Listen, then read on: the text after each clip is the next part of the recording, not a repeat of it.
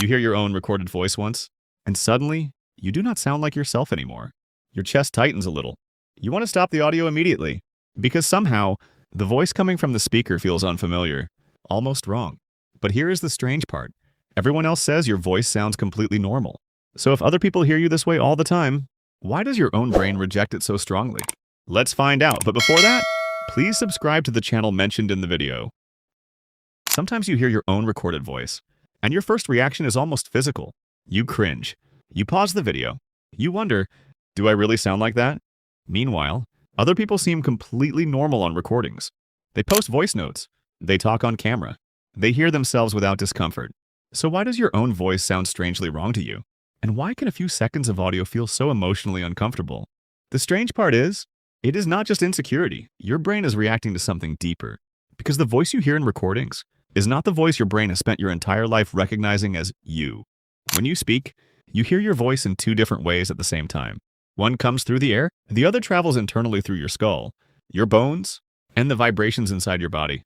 That second layer adds warmth and depth. It creates the version of your voice your brain quietly memorized over years. So when you hear a recording, that internal vibration disappears. And suddenly, your brain hears a stranger. Not completely different, just unfamiliar enough to create friction. Psychologists sometimes compare this to seeing yourself flipped in a mirror. You are used to one version, then reality shows you another.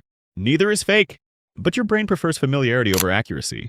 And that preference shapes far more of your life than you realize.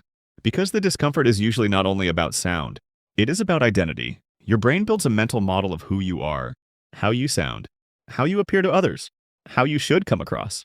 Then a recording interrupts that model. Suddenly, you become aware of every pause, every breath, every awkward tone change. This is where another psychological process appears: self-monitoring. People with high self-awareness often experience recordings more intensely because their attention becomes hyper-focused on imperfections. Noticing becomes over-noticing. Your brain stops hearing communication and starts scanning for mistakes. A slightly shaky sentence feels huge. A weird laugh feels unbearable, even though most people listening barely notice. Neuroscience calls this prediction error. Your brain constantly predicts what reality should feel like. When reality mismatches the prediction, your nervous system pays extra attention. The same thing happens when you unexpectedly hear your footsteps echo or see a photo of yourself taken from an unfamiliar angle. Your brain briefly says, something is off here, and discomfort follows. But there is another layer people rarely talk about. Recordings remove control. In real conversations, your brain experiences your voice together with facial expressions, body language, emotion, and context. But recordings isolate the voice alone, and isolated things often feel harsher than integrated ones. A voice note strips away the human atmosphere your brain normally relies on. This is why hearing your recorded voice can feel oddly vulnerable. Not because your voice is bad, but because recordings separate you from the version of yourself you internally experience. And your brain interprets unfamiliarity as emotional risk. The important thing is this: your discomfort is not proof that your voice sounds terrible. It is proof that your brain formed a strong internal identity pattern. In other words, the cringe is not the truth. It is the gap between expectation and exposure. And strangely, the way out is not confidence. It is adaptation, because the brain learns familiarity through repetition. This is called perceptual recalibration. The more exposure your nervous system gets, the less prediction error it experiences. Which means the goal is not, how do I love my voice immediately? The real question is, how do I stop my brain from treating it like a threat? The first step is simple. Stop replaying recordings to judge yourself. Instead, listen once as if the speaker were someone else. This works because psychological distancing reduces emotional over-identification. Your brain becomes less defensive when it is not treating the recording as a threat to identity. For example, instead of thinking, I sound awkward, notice whether the message itself is clear. Communication matters more than perfection. The second step is controlled exposure. Record small voice notes daily, even if nobody hears them. Exposure therapy works because of repeated say-over. Experiences teach the nervous system that discomfort is survivable.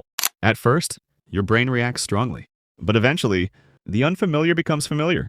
The third step is noticing the spotlight effect. Most people are far less focused on your voice than you are. Behavioral psychology shows that humans consistently overestimate how much others notice their flaws. You hear tiny imperfections amplified. Others mostly hear emotion, clarity, and intention. The fourth step is separating identity from performance. A recording is not your entire self. It is one isolated output captured in one moment.